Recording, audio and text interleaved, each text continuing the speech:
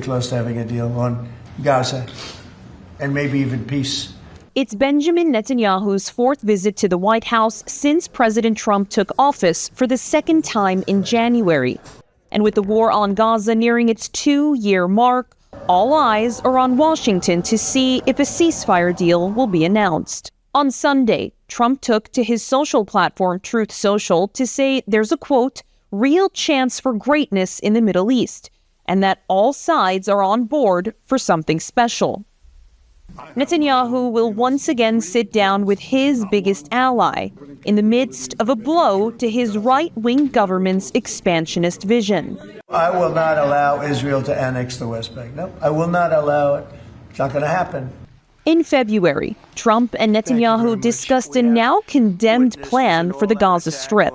The U.S. will take over the Gaza Strip, and we will do a job with it, too. We'll own it.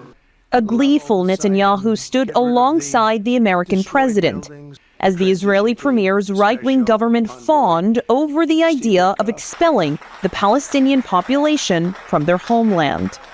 In April, the Israeli premier visited the White House for a second time, this time to talk Iran and tariffs. We're having direct talks with Iran, and they've started. But Netanyahu, visibly surprised, returned to Israel empty-handed after learning the U.S. was actively engaging with the Iranians on a new nuclear deal.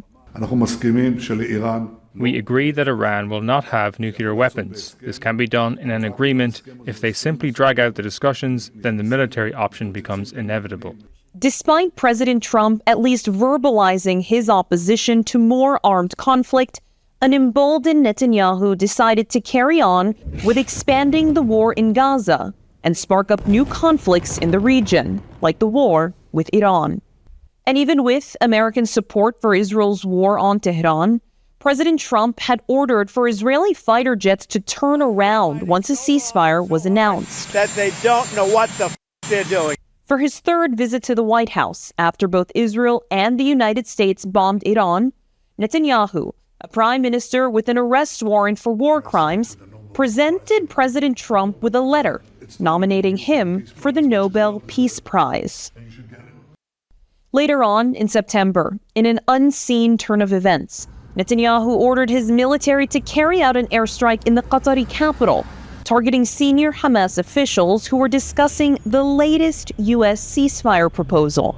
After the world's condemnation of the unprecedented attack came pouring in, Netanyahu said he wouldn't rule out attacking Doha again, but President Trump says otherwise.